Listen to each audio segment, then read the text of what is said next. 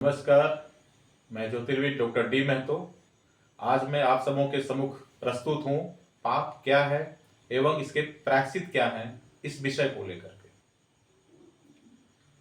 व्यास जी कहते हैं, प्रातः स्मरणीय व्यास जी कहते हैं, अष्टादश पुराणेषु व्यासस्य वचनम द्वयम परोपकाराय पुण्याय पापाय परपीडनम।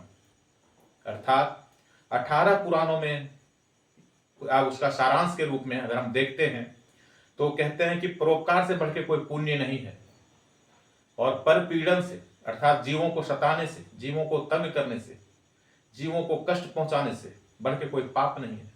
अर्थात किसी भी जीव को कष्ट पहुंचाना, प्राणी मात्र को परेशान करना, यही पाप है।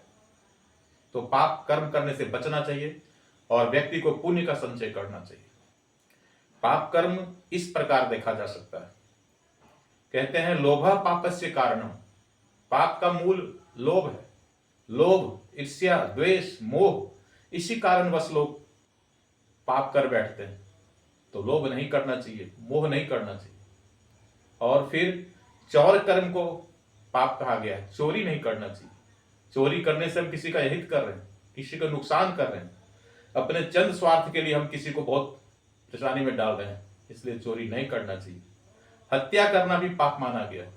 हत्या किसी भी जीव का हो, यह पाप कर्म कहलाता है। और खास करके मनुष्य का हत्या, बच्चों की हत्या, बच्चों का अपहरण, स्त्री की हत्या, ये बहुत बड़ा पाप कहा गया है। और अभी देखेंगे पुत्र के चाह में या संतान के चाह में लोग भ्रूण हत्या तक कर बैठते हैं। भ्रूण हत्या का अर्थ है गर्भ में ही बच्चे को मार डालना। यह सबसे बड़ा पाप है। निंदा करने से बचना चाहिए। निंदा करना भी एक पाप है। तो आजकल देखेंगे 2-4 जन जहां भी कहीं जमा हो गए, इकट्ठा हो गए, एक दूसरे की निंदा कर रहे हैं, तो निंदा करना भी पाप है।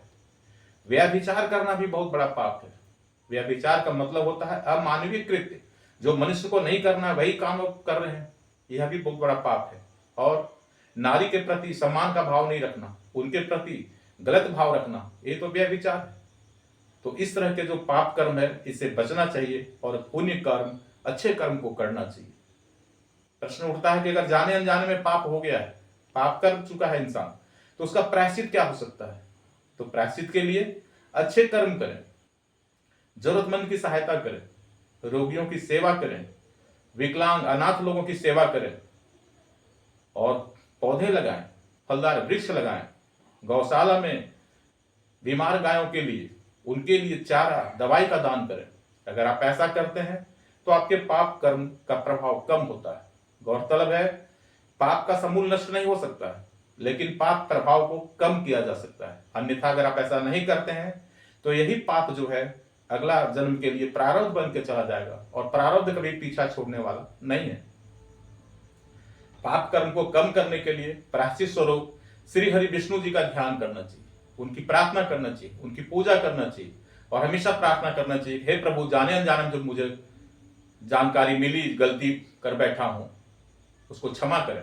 इसके लिए एक मंत्र है, उस मंत्र का स्मरण करना चाहिए। पापोहम पाप कर्माहम पापात्मा पाप संभव त्राहिमाम पुंडरीकाक्ष सर्व पाप हरो हरि। पापोहम, मैं पापी हूं, पाप कर्माहम, मेरे कर्म ही पाप से हैं, जुड़े हुए हैं, मैं पाप कर्म ही करता हूं, और पाप से ही मेरी उत्पत्ति हुई है, मेरा जन्म भी पाप से ही हुआ है। इसलिए हे पुंडरीकाक्ष, पुंडरीकाक्ष कहते हैं कमल सदृश नयन वाले, हे कमल नयन, हे श्री हरि विष्णु, मेरी रक्षा करें और सर्व पाप हरो हरि, और मेरे सभी पापों को दूर करें।